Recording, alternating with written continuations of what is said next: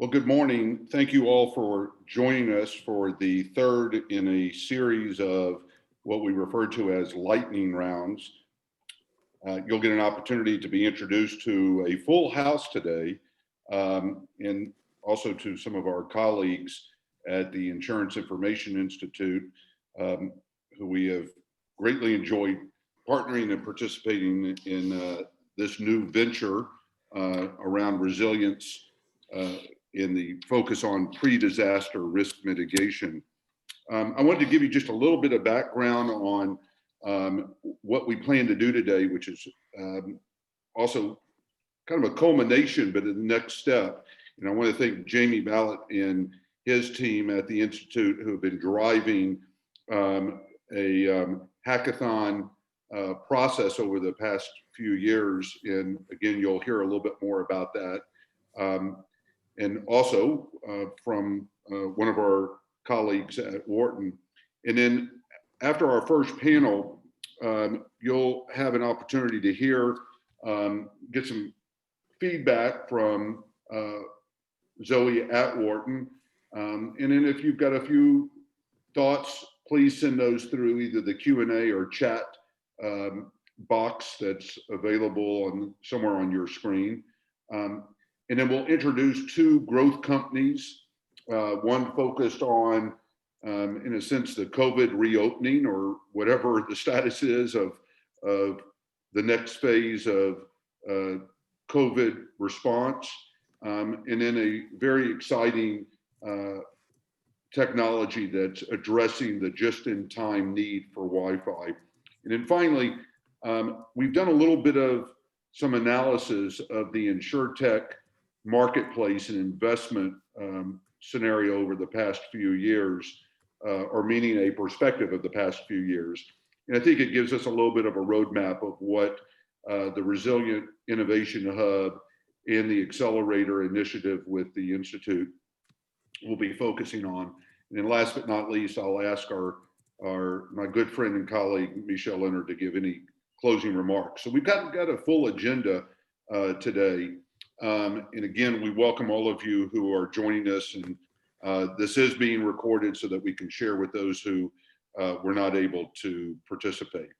So with that, I want to have Michelle and Zoe really take this part of the session, and I'll drive the PowerPoints. Hopefully it won't look too haphazard when I open up the two presentations. But Michelle, do you want to give a little bit of background on the hackathons, and then we'll ask our two pitch teams to make their presentations? Absolutely. Thank you, Richard.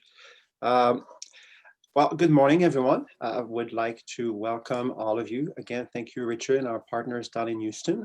On behalf of the Insurance Information Institute, it's my pleasure today to, in partnership with our friends at Wharton, Zoe Linder Babty, and my colleague, James Ballett, who have been, for many years now, 3 years, taking care of this hack for resilience. And for those of you who aren't familiar, hackathons are quite often student-run or competitions like that use technology to solve different problems. And some of them are much larger, much more established, and for established companies. But PennApps is the longest student-run, biggest student-run hackathon in the country. And we've been partnering with the Risk Center at Wharton, Zoe and her team, Carolyn and Helen Kuski, for about 3 years now, if I'm not mistaken. And we've been calling this the Hack for Resilience. And this year we have two fairly fantastic winners. I guess Zoe and James were on the jury. I wasn't able to make it. So I guess the fact that we have two is because they were deadlocked and there were so many good entries this year that they had to give it to two people because they were extraordinary. So we have a team Early and a team Early and Insure. I should have so much known Insure right away. So thanks, Jamie, there for helping me remember all of this. So again, I wasn't there that day, to my great regret. So I'm really going to give the opportunity. What we want to do here is to have a representative from each of the teams. Now, these were multiple groups. They had like 10 or 8 people in each group. Sadly, for the format today, they had to select one of them, so you're not going to be able to see everyone, but I know they're listening. I know they're excited. So one from each group will present, and Jamie and Zoe, who were on the jury, who organized the jury, will be able to kind of provide the teams with feedback from what the juror at that point were saying and so forth. So I'm really just here to facilitate. So without further ado, I think for the first one, we'll go to Jamie. And then Jamie, if you want to introduce the first group, and then you can provide some feedback, and then we'll move on to the second one, to Insure. Let's give Richard a little time to get the slides from, we asked our presenters to prepare 4 slides to kind of give us an overview, and we were very severe with them. I know this isn't Shark Tank, but in this case, we were very severe with them, and we said, you need to make it succinct the way it would be if you were doing this in the private equity context. So Jamie and Zoe, over to you. Zoe, I'll yield the floor, but thank you, Dr. Leonard and Richard, and to all the attendees and participants. The first up is Airly, and I'll let them tell you more about it, but Airly, it's intended for an underserved audience, people with pulmonary disabilities in wildfires in California. It enables them to find a safe haven from wildfires, and as their mascot icon shows, with the mask during the COVID-19 pandemic, this is particularly important. I don't want to step on their presentation, so I'll turn it over to the folks at Airly, and look forward to hearing.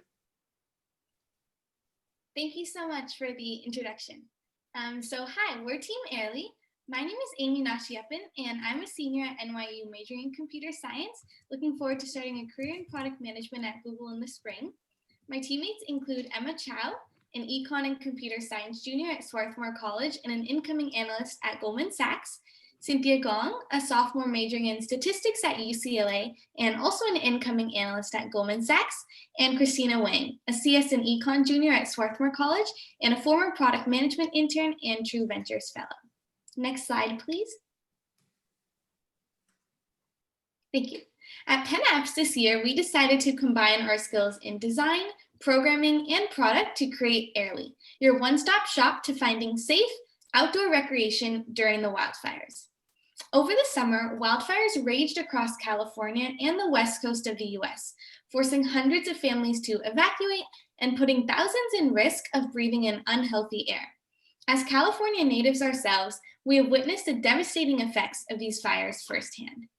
With our app Airly, users can navigate across North America to identify areas where the air quality is substantially better. Each dot color on the map indicates a different air quality level, ranging from healthy to hazardous. For example, clicking on this red dot, a user can see the exact air quality index of 175 at Mill Valley, California, and a customized caution message based on the hazardous weather conditions there. A user can then see a list of outdoor recreation areas, parks, and landmarks they can visit to take a breather at. Each location is also clickable, where a user can be taken to the exact Yelp site for more location and rating information. Next slide, please. Thank you. Not only do the wildfires pose a danger to those living around the evacuation area, but even for those residing tens to hundreds of miles away, the after effects are lingering, thereby highlighting the importance of building a product to meet our users' needs. For many with sensitive respiratory systems, the wildfire smoke has created difficulty breathing and dizziness due to the smoky air. People highly sensitive to airborne pollutants, such as some of our family members that suffer with asthma, and for those who own pets, it is critical to find healthy outdoor spaces to exercise, regardless of weather conditions. Users today are also often unsure of air quality levels in their surrounding neighborhoods and struggle to find safe recreation areas. And the market itself is very fragmented. Users lack a singular platform for both vital health information and location discovery. Today, weather apps, think the weather app on your iPhone or Android device, that display air quality information lack call to action options to provide users with outlets for exploration. On the flip side, recreation apps such as Yelp don't reflect current weather conditions or offer cautionary warnings. This is what sets Airly apart. Our app greatly simplifies the process of finding a location with healthier air quality amidst the wildfires and ensures that those who need essential exercise are able to do so by providing a comprehensive visualization of real-time air quality data across the US and various exploration landmarks. Next slide, please. Thanks. Market data shows that the digital health application market is growing at an increasing CAGR and is set to reach 11.5 billion in revenue by 2023. The market includes individuals with respiratory ailments, a target market for Airly. Our go-to-market plan would include rolling out to a beta market in Northern California first, as this is the area most heavily affected by wildfires, before expanding across the country. We would also partner with local governments to promote Airly on social media platforms and highlight customer needs, as local citizens need a simple interface with easy access to high-quality, real-time information in their surrounding areas. We hope that Airly will be able to transform the way that users can be informed of air quality information and explore landmarks in their area. We'd love to entertain any questions that you have, and thanks so much for your time. Great job. Zoe and Jamie, any quick responses or thoughts? Sure. So something that didn't get mentioned before, which is helpful to understand the two presentations we'll see, is that at Penn Apps, the collaboration between III and the Wharton Risk Center are to support two different routes for the hackathon. So this was the winner for Hack for Resilience. And so applicants to this hack shared sort of disaster response or disaster preparation related apps or solutions. And we really liked this one. Mostly, I mean, it was a beautiful design. It was really easy. And also you should know the judges only got to watch a pre-made recorded video. We unfortunately didn't get to interact with people like Amy. So that it's cool that we can talk to you today. But I think what I really liked about this one is it also highlighted that wildfires and the smoke from wildfires affect people not just in that close geography, that the smoke can carry so much farther, and that this made it possible for people who might not be thinking about their air quality because the wildfires aren't in their backyard to check out what was going on in their neighborhood and still make an informed decision about what they might be breathing in and where to go to have the best air quality. I think this also was just a really accessible entry that we like. It was very clear what they were trying to do. It was very beautifully designed. And we thought it was a really good, simple and well done product for something that's incredibly devastating and complicated for many communities. Yeah, and I agree with all that. What I like is the integration and presentation in real time, the aggregation of data, and making it available to consumers and to other sources that have reach to consumers. And again, people with respiratory ailments, it's a specialized audience, but it's essential, especially when evacuating or relocating ahead of a disaster like wildfire. It's essential that this information, the specialized sort of information, is made available easily and in a manner that's understandable and actionable for the users. So those were the things that really I was taken with during our judging for the overall Hack for Resilience route during this year's Penn Apps. And congrats, by the way. Thank you, James. Thank you, Jamie. Make sure that my video is on. Yes, great. So I'm going to give a few comments here. Well, first, Amy, the presentation was stellar. I'm very impressed with the way you presented that. You actually, I'm sure you were reading something, but you're a natural when it comes to teleprompter type situation. I asked you all, the two groups, to actually do. Is my video working? Just want to make sure. Are you guys seeing me? Yes. Yes, great. Jamie, it's not that I didn't want to see you, but you were the only person I could see there, so it was difficult. Wonderful. Okay, back to this. So, Amy, I think you and your team did something fantastic there. You presented within the format. One of the issues is in venture capital or in any sort of presentation at work. Congratulations on the jobs, by the way, all of you. I'm not surprised, but all of you. That's a fantastic. Goldman, other companies such as that. So to stick to the format, we asked 4 slides. We said, make these points. That's very important because as someone reviewing technology, I have a sense of how it's supposed to be presented. And I'm going to be processing that information in the way it's supposed to be presented. If it's not presented in that manner, there are 2 problems. 1, my mind isn't going to be structured to be receptive. It's going to make your job much harder. 2, I'm going to think you don't know how the game works, how the things are done. So even as an investor, I would be, I'm a bit, great, etc. But maybe they don't know the way things are going to be done. It's supposed to be done. It's going to be complicated working from them. Okay. 2, going into the content there.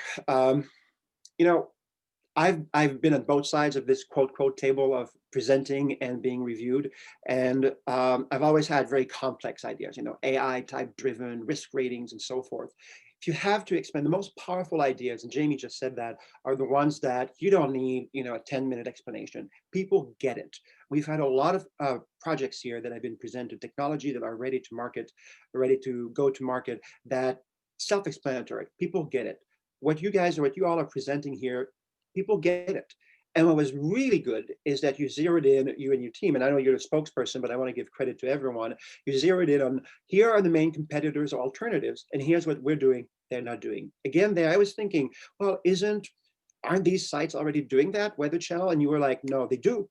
But also, so you anticipated, that's preparation. Clarity, simplicity, and preparation. Finally, in terms of implementation, it's a simple app. You made it happen. You had, and I don't know to what extent you've productified it yet, but certainly I get how it can be done. Now, we're doing this here at the Insurance Information Institute. We can see that on my background, and James has the same background at times. And what does this mean for insurance companies? So if you approach an insurance audience, I'm going to say right away, well, we have loss of use products, for example, that if you have a house and you're not able to be there for a variety of reasons, such as a wildfire, physical damage, you can be moved away, you can stay in a hotel, et cetera, et cetera. That's a specific product. There are some add-ons coverages that are being considered right now for consideration, as you said, asthma and others, and that goes into a different area. But what you want to be able to do here is to link it also to specific business needs. So in our case, Jamie and I, it's the insurance world. We identify very specific needs, and I can see very much so how this would be a great thing to have on our website, III. And by the way, I want to make that happen and introduce you to some of our members, carriers, and so forth, because I think they'd find that as a great value add to provide to their insured and members. So congratulations, it's very good, very good. Fantastic. Quick observation, and then we'll move to the next team. Is Amy, I think what you all have done is begun to create a platform that has additional information that can link in. I talked with friends of mine that were far away from the fires directly, but were having to wear masks. So those individuals who may not have known that they had a respiratory ailment suddenly became aware that they had certain allergic reactions and all. So I do think that one of the additional links that, is to tie it in with healthcare, health, services, including folks who frankly may need emergency health services, because we think appropriately around these fires is that the source of the focus of first responders is typically at the fire, but the residual effects tends to obviously, as you know, further out. So I think there's an opportunity to leverage this also with healthcare, health services. And then my last observation is, and I don't want to put any pressure on Sivan, is, but chicks rule. I think it's pretty cool that there's 4 ladies who have come together, not playing it up, Zoe, but I think it's really cool because that's one of the intents of this whole effort with the hackathons and with the overall program, is to introduce a new generation of innovators in the resilience space. So it's great to have this team. And so now, Saman, I'm going to pull your presentation up and we'll get going on yours. All right, sounds good.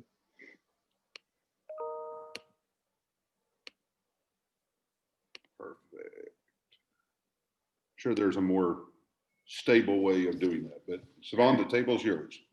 Awesome. All right.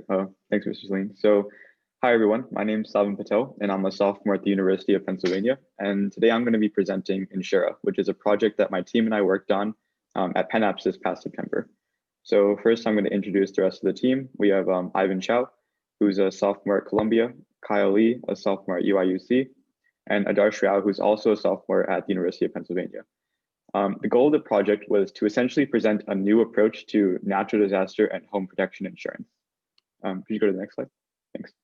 So our core product is an application that we developed to be operated as a third-party platform in conjunction with large home insurance firms. So the application's core premise is the gamification of home improvement projects. So the app presents users with options for home improvement in a variety of domains. So things like security, flood protection, fire protection, earthquake protection, protection against adverse weather events like hail and snow. And the gamification element is modeled after auto insurance gamification systems, where drivers are offered discounts for safe driving. Our model works similarly. So when payees engage in home improvement projects, the partner home insurance company will offer a set of reductions in monthly premiums or a related in-kind benefit.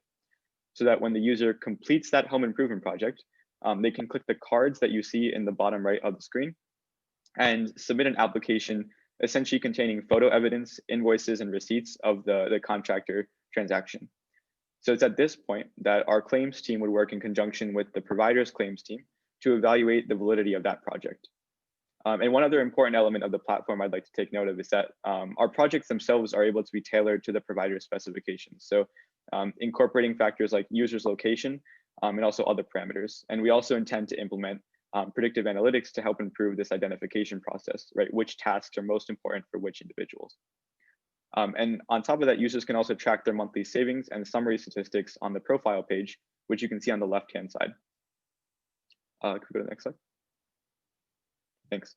So before I get into the value proposition itself, I want to talk about some of the findings we found from a brief audit of some of the top home insurance providers. So the firms we evaluated were on the left, Amica Mutual, Allstate, Geico, MetLife, USAA, and Chubb. And as you can see, almost all of the companies we evaluated had some sort of security-based discount available to payees. And you can look at the third column as well, and you'll see that most of the firms also had some sort of gamification system in place. But what we found is that those gamification systems were reserved for auto insurance applications. So things like safe driving practices related to how the individual is braking or speeding or accelerating, decelerating. And our current working hypothesis is that the verification of these forms of pay actions, that being security discounts and auto insurance, are really quite simple for the payer. So for example, verifying security discounts with some of the major security providers like ADT, Ring, and Nest, that's very easy for them to do. But with home improvement, the issue is that homeowners will tend to use independent contractors to complete installations. So it becomes a verification problem on behalf of the insurance provider. So our current solution is to leverage existing networks of contractors that have been verified by various organizations and continue to grow that network as more users are onboarded to our application. So with regards to the exact value proposition, for homeowners, the incentive is really quite clear. Engaging with our platform decreases their insurance premiums and increases their home safety from natural disasters. But the core question is why insurance providers would want to partner with us. And for that, our value proposition is twofold. First, we're decreasing the likelihood of household insurance claims and subsequently the payouts resulting from those claims. And we do that by decreasing home safety, or increasing home safety and protection. And second, we're also internalizing the claims evaluation process for the contractor verification element of our application. So in this way, the burden for the partner firm is much reduced. Could you do the next slide? Thanks. So the key strategy for market penetration for us will be partnering with these major home insurance providers as a third-party platform. And we've done some small market sizing estimates. So you can see that our total addressable market is approximately $1.25 billion. And that's found by identifying the annual home insurance premiums that are paid in the US. And our pricing model simply involves a percentage-based fee that we would charge on the total premium reductions that result from our application.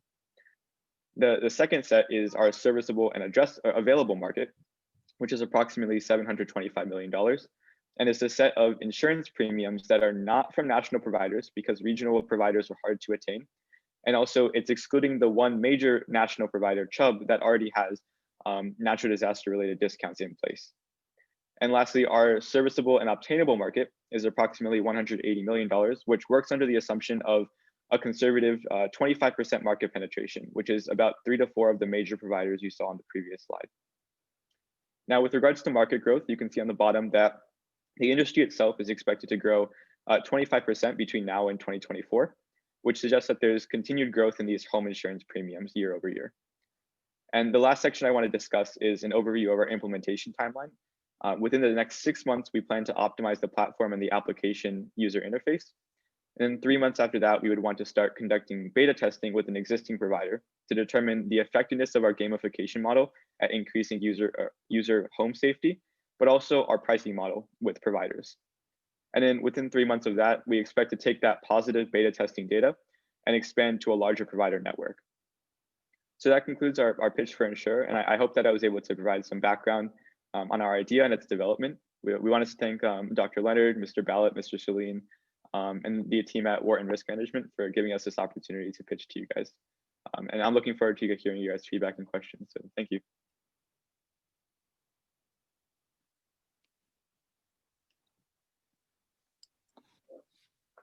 Who wants to take this one first? Zoe, do you want to go first, and then Jamie, and then I'll go?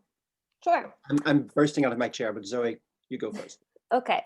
So the difference between the two routes, the Hack for Resilience and the winner Insure of the InsurTech route, is that we asked students for the InsurTech route to consider how the insurance industry and how an app related to insurance and insurance related decisions and operations could further promote the resilience of a person or a community. And I think this Insure, the winning hack, really did that. I think it considered the application of what it's like potentially for a homeowner pre and post disaster, and how hard it can be to sort of to know what proof insurance companies need to make sure that their claim is verified to make decisions ahead of the storm or ahead of a disaster that would create a more secure home and protect them against any damages. And I think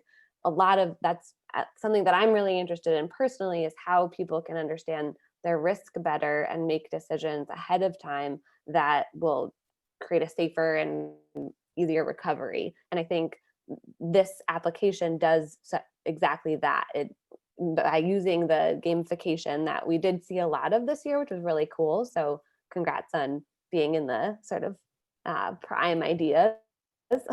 By using that idea for this app, it makes it easy for homeowners to participate in this mitigation and adaptation strategies that are really important for promoting resilience, especially as an individual homeowner. As for your presentation and the app itself, again, I think this is a winner because it was really well presented and just a really simple, obvious use. And so as someone who doesn't know much about InsurTech app building or this kind of technology, it was really easy to understand what, as a user, I could do if I were to use this app. So good job and congratulations. Thank you. Yes, thank you, Zoe. I echo that. The one thing I wanted about the winners, and indeed most of our hack, our entrants for both Hack for Resilience and InsurTech routes, was how completely they grasped the idea of resilience, because of course it's a word that is frequently disambiguated, as a personal trait, and gives me a lot of hope that our job with Resilience Accelerator, communicating and the value of resilience and creating a resilience movement, is made somewhat easier, both through people who apply this understanding and their knowledge into creating solutions like Airly and Insure, but also just knowing what they need to do to be more resilient. Within the app, I'm struck now, as I was during the judging, by the platform, the gamification of an essential task, and just making sure every step of the way that your home or business is that you're doing mitigation along the way. You're building it into the workflow.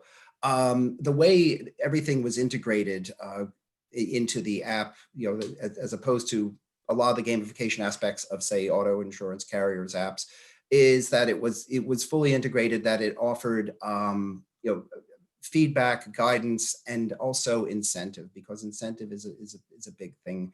Behavioral change is like an important element of resilience, just getting people to understand risks differently and to recognize their role in reducing the risk so that they can withstand catastrophes and bounce back faster. Also, really just a nod to how well thought out your go-to-market plan is, and the like hitting on all the distribution channels. And Dr. Leonard will go on about this at greater detail. But it was a terrific presentation, and congratulations again. It's a terrific tool. Thank you, Jamie. Jamie, you were right on in terms of describing the narrative there about gamification and what we want to accomplish with that. Savan and team Insure, I'm sometimes going to happen to you, okay? This is actually something that some of my colleagues and I have been working on together on making happen. So I'm going to start in terms of the interface. So I'm going to start by saying that this is fantastic. The interface is exactly the way it should be. I could, and Jamie, I can only support what he said, what you said.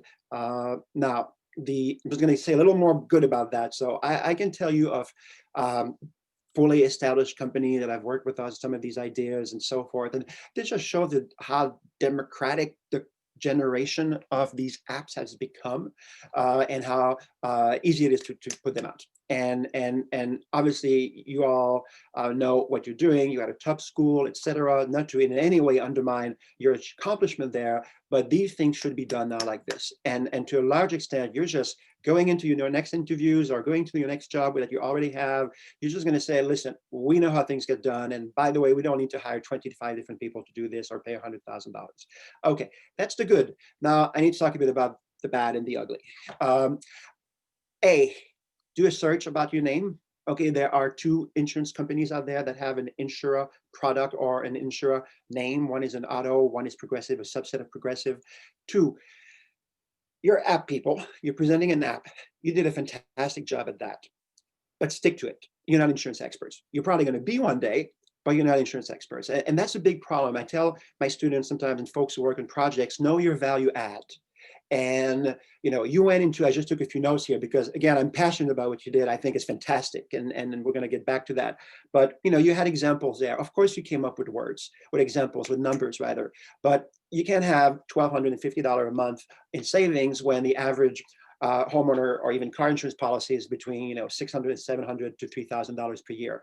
So we're already there. I'm seeing this and thinking, oh, I'm loving this gamification, but okay, they know nothing about insurance. Just doesn't make sense. Or maybe they're insuring a $5 million house or something, or insuring a $5 million car. I mean, there are some $5 million cars. The second element, you said, I don't know why all of the examples are in cars, but they're not in homes. Well, that's because there's something called regulations, and rate setting isn't as simple as what you're implying there. And that's the biggest problem about this app, actually. The biggest problem is the back office, is how do you quantify, and you said something like, well, it shouldn't be so complicated to have a Chubb or this or that, talk to ADT. Well, yeah, it's extremely complicated for that to happen. Okay, there needs to be, and especially if you're dealing with regulated data, if you're looking at, just in this case, privacy issues around that, et cetera, et cetera. So I don't want to go into that rabbit hole, but there's a lot of stuff there that you don't want to assume and when you start putting examples, when you start to go to that step, sometimes you really want to be careful about that. You never use words such as simple, because if it's simple, it's probably been done, and if it hasn't been done, it's probably because it's not that simple. And by the way, just another example here, you went into this whole, you had 5 minutes. You spent 3 minutes of it telling me, the insurance guy, or us, the insurance folks, about insurance. We don't need you to tell us about that. We know insurance better than you. You're there as an app gamification expert. Stick to that. 25% of growth in the house premium market. I don't think that's possible. It's going to happen. That's probably not from our website. And then I noticed, and that's a joke, Mordor. I thought Mordor analysis or market research should stick to Lord of the Rings because I was like, okay, these are kind of catastrophic numbers. So that said, I want to say that both of these projects, this is really the first time I had an opportunity to look at them. With Jamie and Zoe, we're going to follow up with you. I want to work with my colleagues to showcase you on our website. We have a resilience website that's focused on this. We're going to set up a page for the winners and all of that. I'd like to explore how we can help you with the back office of this, some of that data, because it's something we've been trying to make available. So again, with both of these projects, I want to say fantastic and great job. Richard, back to you. So just a quick observation, Sivan, I'm the outlier, outsider, provocateur for the non-insurance mind thinking. I love it. I think you're onto it. I think it spurs some thinking about how to connect the issues of the homeowner taking into either their mortgage or other resources, how to fortify their homes. I'd like to introduce you to Eleanor Kitzman, who's actually observing this in Austin. She and I had a conversation very specific to how do you help incentivize and encourage homeowners to take these actions, and then obviously work with their insurers. So I know that Michelle will probably kick me later on, but I think both of y'all are on the thing. So this is great, and I appreciate y'all's your wisdom in early stages in the process. So we will keep Richard, to jump in here, Richard just sent me a little text saying, hey, don't Shark Tank anyone. We're nice people here. I just want to be very clear. I loved both projects, and this was not a bad Shark Tank person, because if this were a Shark Tank, I'd say I'd buy. And you're in, and we definitely want to help you with these because they had all the checks. So again, no, Richard, thanks for the clarification there. I'm totally sold. Got it. All right. So I want to now move on to introduce two of our growth stage companies, and I'll let them do their introductions and give you a background. Thermalgate with Jarrett New and Dr. Dominique Heger, and then following that will be Danny Gardner. And so if you will unmute your screens and all, then I will very quickly, I'm going to eventually learn how to make this a smoother process, folks, but let me bear with me. Again, learning how to do all of this and try to make things work. So with that, let me introduce Jarrett New and Dominique Hager. Jarrett? Hi guys, hope everybody's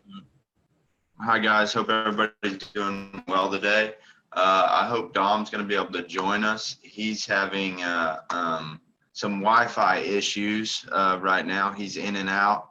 I guess that's would go towards part of the pitch for Mesh ++, right? So with that, we'll go ahead and start. Our company's R3 Robotics and Artificial Intelligence. Jared, if I can stop you, it's Michelle. We're having a little problem as well hearing you. So would you mind turning off your sometimes this works, turn off your video so we have your voice. It's not the same as having your face there, but I think it's probably going to be easier to hear you just to optimize your presentation. Okay, let's see. Can you hear me better? Yeah, let's try that.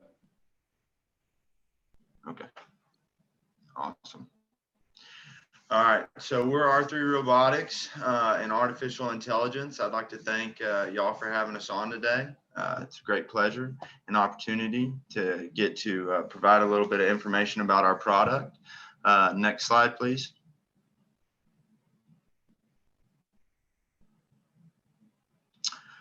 This is our team. We've got Dominic Heger. Next slide, please.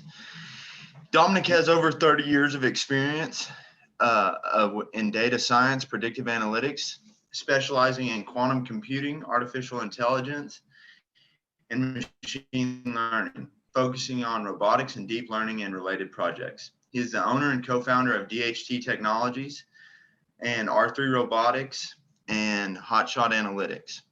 He has successfully conducted large-scale AI and ML projects, as well as robotics, quantum computing, and big data projects for companies such as Boeing, AT&T, LL&L, Nurse, Oak Ridge, Dell, QLogic, Wells Fargo, eBay, EOG, Google, NVIDIA, ESPN, BHP, Oceaneering, and CERN.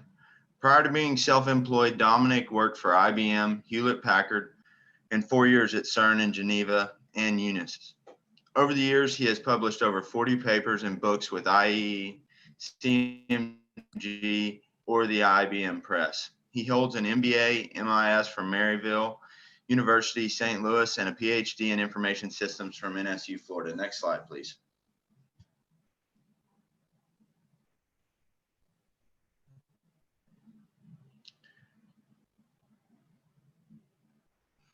Jarrett New has 7 years of experience working in data science, robotics, and aerial technologies and predictive analytics.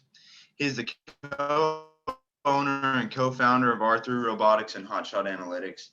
He has worked on IT projects with organizations such as USC, Data Analytica, Protiviti. He has designed and built IT products for the insurance and team roping industries. The team roping industry was an app for monetization, and the insurance was a drone-related project.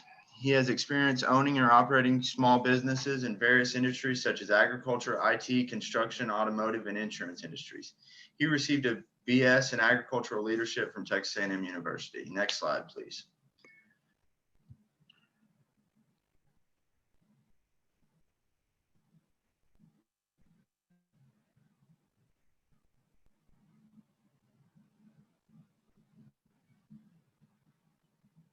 Jared, did we lose you? No, sir. Can you hear me? Yes, sir. Thank you. Thermalgate. This is a picture of one of our demos out at a client site. As you can see, it's a small kiosk to the right-hand side of the computer. It's a very plug-and-play system. The individuals just walk in and stand in front of it for a split second, reads their temperature, and gives a reading. If you go to the next slide, please.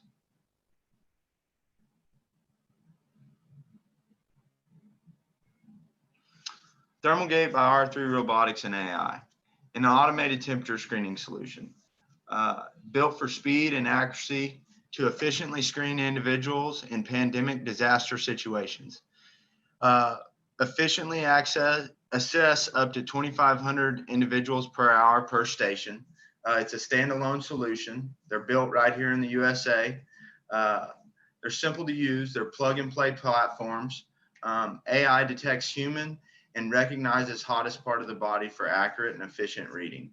Our solutions start at $12.95 for the base model. They're 2/3 of the cost of comparable computers. One of our competitors is Fever. Their base solution is $1,800. Currently, we have models in Jasper Engines and Transmissions. They're one of the biggest remanufacturers of engine transmissions in the country. GSMYC, which is youth shelters, Spanky's Automotives, and Edwards Risk, which is actually an insurance company in risk insurance. We're approved vendors of emergency service districts in Texas, such as TIPS and ESC5. Next slide, please.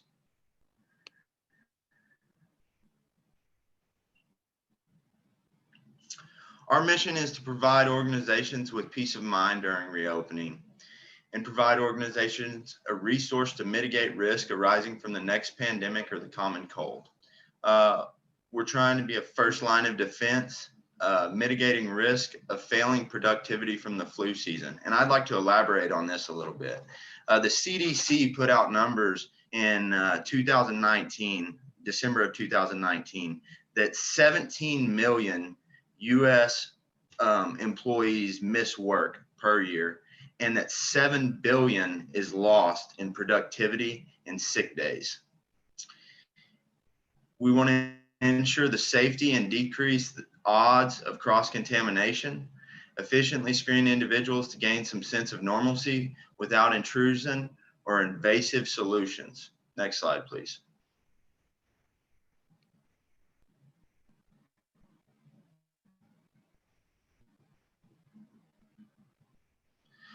Thermalgate. It's a little bit on the data science.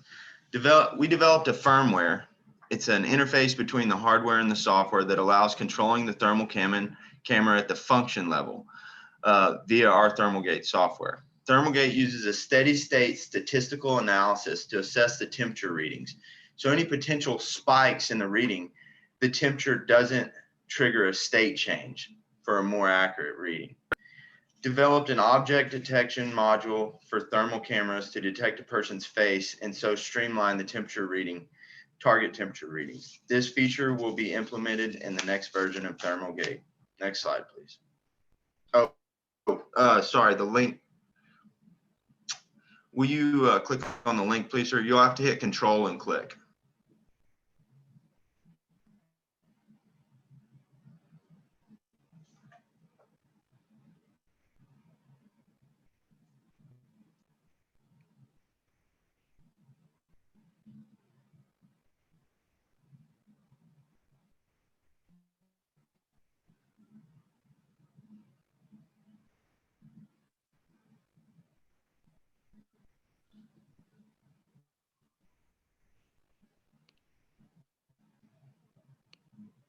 So with that, the video came up and it has the link built in. Can I ask a few questions and give some feedback or get feedback from folks? I'd be glad to go first, Richard, if you'd like me to. Please. Excellent. Well, I think so again, I'm just going to do this anyway without going Shark Tank here. I guess I've had a few coffees this morning. I like the way you've approached this, but I would suggest that when you go into a presentation, obviously you're beyond that point. You already have a lot of clients and so forth, but people will have read your bios, etc. I think you're coming in with a very well developed product. It's too bad that the demo isn't working, but Richard and I both know that that's still a problem with Zooms in general.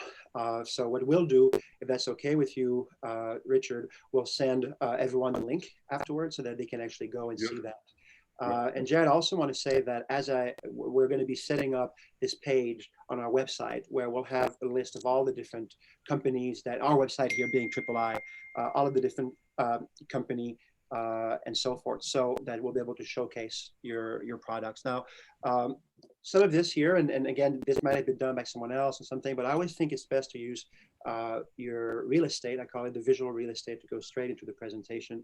Now, speaking of the product itself, I really like the way you presented it. I think key element here is what you said about the CDC, that it's not just for what we have right now in terms of COVID. It's also an ability to monitor folks in general during non-pandemic times to reduce the common flu in the office and so forth. What I find it very interesting, it's not an area I know that much about. I have to put a different hat on to kind of understand where it's coming from, so I can't comment as much into that. My only question would be, how would you, again, since you're already productifying this and you've already made it available to clients, actual clients, and you're there in the market. How are they dealing on the more automated side with privacy issues? Because that's a big problem. When you do it one-on-one, people will say, okay, I'm aware of it, I do it, but that's not your problem. You're providing the technology. It's the problem of your users or your clients to deal with that. But I'm just wondering if that question has come up and if you've been engaged in that conversation. Yes, sir. So that question.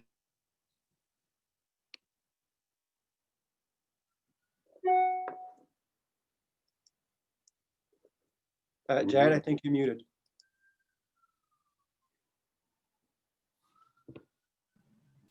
Sorry about that. I was just talking away. So that question actually has come up a few times. And one of the things we do is we don't store any of the data, right? Everything, what we're trying to do is trying to make it a very real-time approach. So for security purposes that nothing is stored, right? So if they choose to store something, then it can be an issue. And if I'm understanding the question correctly, it would be a security issue due to facial recognition and things of that nature, correct? Yes. Privacy issue. Yeah. Yeah. So, yes, sir. Yeah. So one of the things we do is obviously with using thermal, we don't store any data.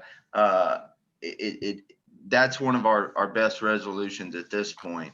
Does that answer your question? Yeah, it does. But also you just answered it, I think, even more so by saying that it's a question of face recognition. If you don't, if the, and again, I know your colleague has had problems getting on today, but knowing some of this technology more from the security side, you can have an identification that's anonymous, where it goes to, you know, kind of that person out there without knowing who that person is. It's like a little, you know, red dot going up and so forth. So I find that very interesting. What's been the response to you over there in terms of the marketplace? I mean, have people excited about this? Are you getting a sense, and I don't know exactly what you do, you know, within the company, depending on your roles there, but I'm just wondering if you or your colleagues are getting a sense of whether people are thinking beyond reopening from COVID. They're also thinking about the flu every season. You know, that point that I really like that you made about absenteeism and being sick in normal times, because you don't want a product that's for, it's hard to sell a product that's for, you know, these specific periods that are unusual. I think it's been a mixture, right? Obviously with the driving factor of the pandemic, it becomes very easy to move product because it's a necessity, right? At that point, it's a necessity to everybody. You have to drive the value proposition with a little foresight past the pandemic. In a mixture.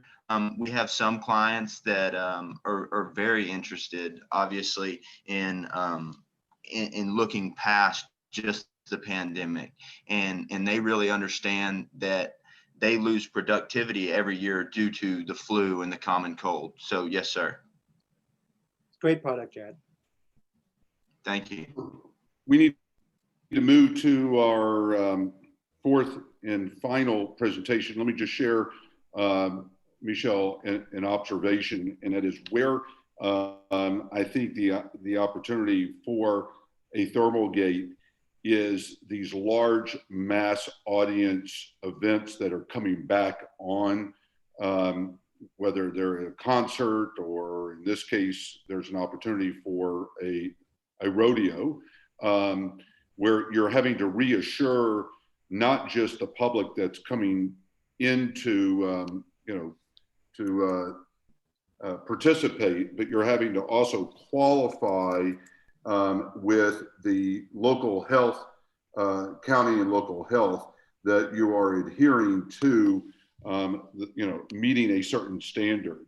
And so the ability to rapidly deploy a solution has become pretty critical from what I am hearing in the marketplace. But thank you, Jared.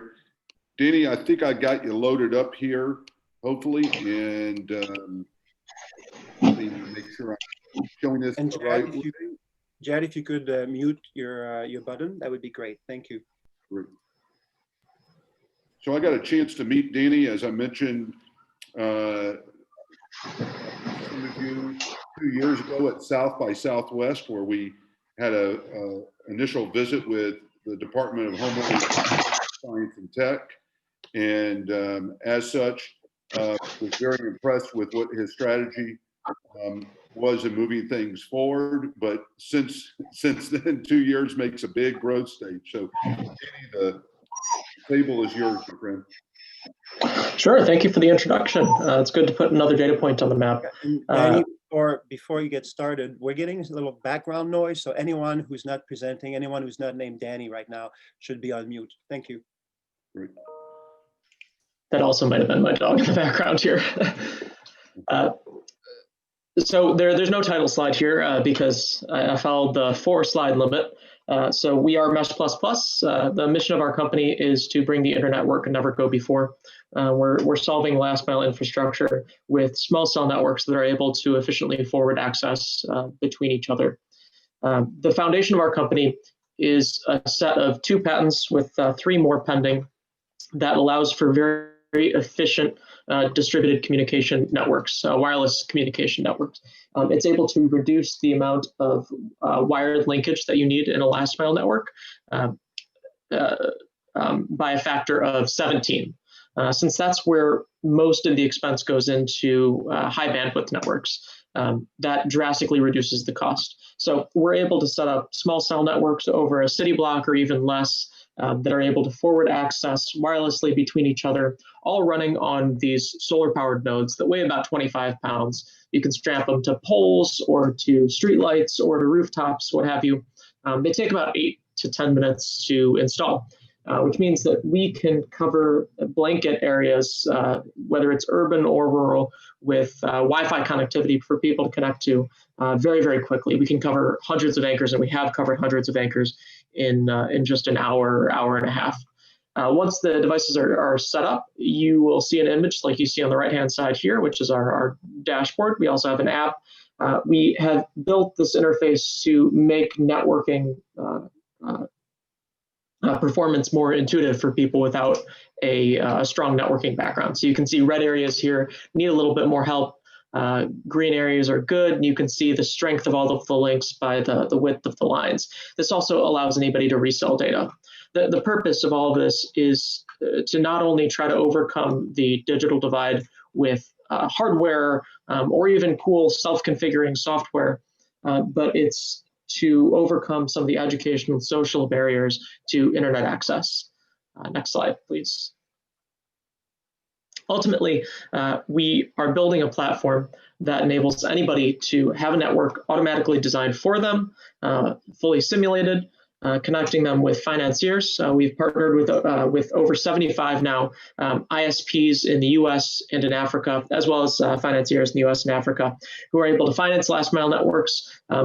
We can connect people with ISPs who otherwise they wouldn't be able to have access to. These are low tier 2 or even tier 3 B2B ISPs, opening up some of the dark fiber that exists all throughout the US, and allow network managers, regardless of whether they have a strong networking background, to make a financially sustainable network, connect them with federal funding, things like that. We've been connected to lots of cities, communities, small towns, and have never met an organization that has not had a broadband plan in place. It's just they don't have the tools to do it. So that's what we're presenting. Next slide, please. So we started, Richard mentioned that we started a couple of years ago. At the time, we were more of an engineering team. We actually just hired our first business person a few months ago, but it was a technology-focused team. We started selling our devices at the beginning of this year, more in the open market, and we've had a really incredible amount of interest. So even before the pandemic hit, we hit $4 million in sales, but most of the networks that you'll see here are actually post-pandemic. They're mostly underserved neighborhoods that wanted to set up a network very, very quickly. So like I said, we were able to cover a mobile home park of 250 mobile homes in an hour and 45 minutes. And nobody else can really do that, especially at the cost that we can. As you see here, blue networks are active right now. These are the public networks that are private networks aren't listed on this because it's privileged information. Yellow networks are those that we have agreed to install, but have on the docket over the next year and a half.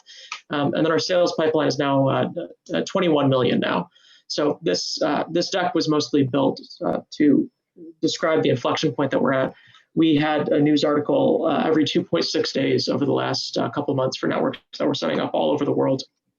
We have doubled during the pandemic, but we're still only 6 people. So we're hiring for a great number of positions in product management, engineering, both software, firmware, hardware, et cetera. Next slide, please. So that's where we're at here. We are at an inflection point. We raised a pre-seed round at the beginning of, or at the end of 2018, raised another round just a few weeks ago, and we're gearing up to scale and deliver on all the contracts that we've already signed. Thanks. Great. Me to provide some feedback.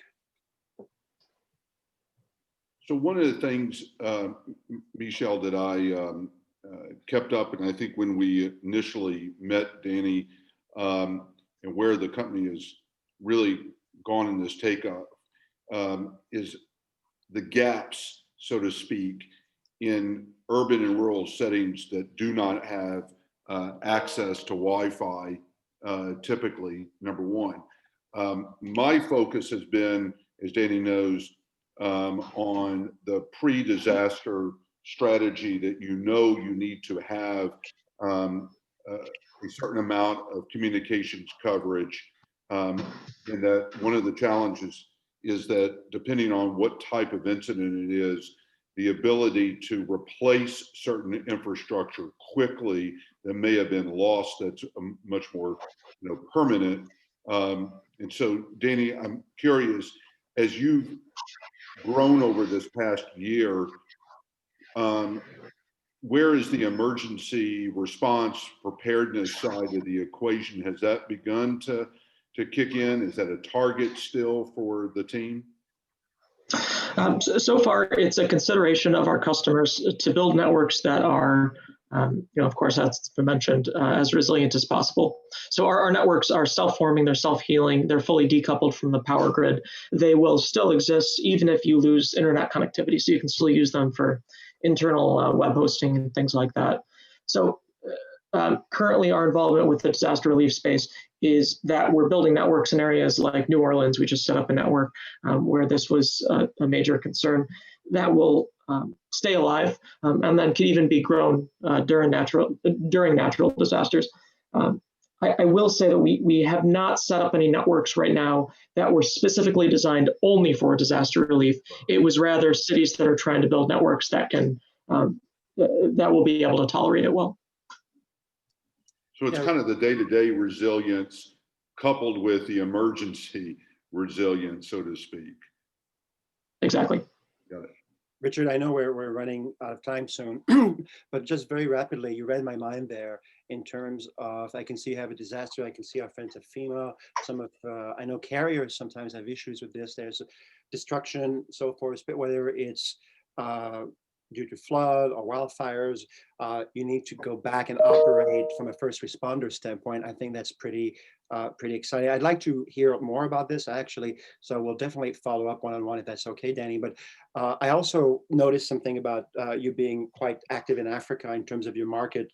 I don't know if my friends from the IFC, the International Finance Corporation, are on the phone or on the presentation today listening in, but that could be of great interest to them. And I don't know if that was Nairobi in Kenya where you actually had something active, because the red was hard to locate geographically, but there's I've worked in that area and I know those are pressing issues over there, and there's a lot of funding available from the international community and private investors for that. So it's amazing how much the last mile is still an issue in the area of internet, and we're seeing that even more so right now with COVID, but around the world and in the United States. So I think you are in the right place. You have the right type of product at the right time. Thank you. Yeah, I don't want to say that we benefited from the pandemic too much, but it's really been a springboard for us to be able to help people faster than we ever could before. A lot of red tape's been cut recently.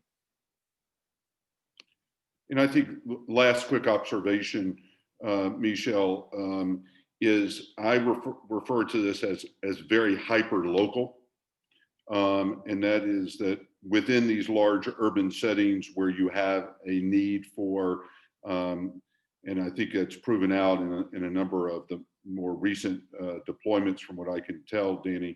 But it really is the ability to take a look at something as much hyper local to a certain neighborhood or certain jurisdiction that may have been impacted differently than in a larger urban area. So, Danny, thank you for doing this. And again, I think there's a number of follow-ups to some next steps. All right, we have 5 minutes, and I think, Michelle, what I'd like to do is not obviously go through the whole presentation, but basically provide an opportunity to post it. But as you and I know, we've done a little bit of initial assessment of where the past several years of investing has gone for resilience and InsurTech. And so what we'll do is we'll share this deck accordingly, and then have another time to maybe discuss this with some of the targeted investors to help them get a better understanding. But what we looked at very simply was, where the market trends are, all the way over to where are these investments and relationships occurring. So really from a, in a sense, a value chain of the analysis. And then what we wanted to understand was, where were the investments coming from, and what were they targeting in the way of general areas, whether it was B2B, B2C, all the way over to very specific, information tech, things like Mesh++. And then what we began to take a look at further was, how were the rounds, how were the different stages of the investments playing out? And you can see that there's been some significant adjustment, and frankly, the stages are becoming earlier and earlier, which to me signal that the insurance, InsurTech investing is recognizing earlier stage companies, earlier rounds of investment. Because if you take a look at where things were in 2012 for some of the first round all the way to later rounds, you'll see a interesting portfolio. And then not much change. And again, I'm not going to go through all of these, but not much change, but you are beginning to see, obviously a focus on return on investment sooner in this category. So looking for companies that are already producing some amount of revenue is the main target area. And then, at least being profitable, maybe not, maybe breaking even, but on a nice growth curve. And then the most important part is that this is still an industry, investing, that is, looking at very sizable deals, not looking often at a $0 to $24 million stage. So I'm going to click through what we've done and show a couple of the initial takeaways from this. And again, we'll have an opportunity to discuss this further in a future either town hall or lightning round. But there's been some growth in the sector for investing, obvious fall off because of the pandemic and other financial challenges. There are smaller transactions that are beginning to emerge in the $3 to $5 million range. Third is the definition of InsurTech. Is it only for optimizing for agency policies, internal operations, or are there some additional investments being made in equipment and technology? I think we're beginning to see that. And then last but not least is that there is a broad geographic distribution of the deal flow. So it's not centered, so to speak, or focused only, Michelle, on either coast. It really is showing across the country a depth of opportunity. So I wanted to make sure you all had an opportunity to see where this is going as we dig more and more into the investment profile, which is one of our goals with the accelerator and the innovation hub. So Michelle, with that, I am going to turn it back to you and let you make the closeout. Oh, thank you, Richard. I think I just want to express gratitude on behalf of the Insurance Information Institute. It's such a great partnership. I think today we had the best of all worlds. We had folks who've been out there providing solutions from an established standpoint, and then we had the students really getting there and showing how there's a lot of it's a very promising environment out there. So I really don't have anything else to say, but to say, our next monthly webinar is going to be the virtual town halls focusing on public-private partnership. It's the week before Thanksgiving, so it's not the last week as usual. So we look forward to seeing you then. And as always, we're going to be posting this video.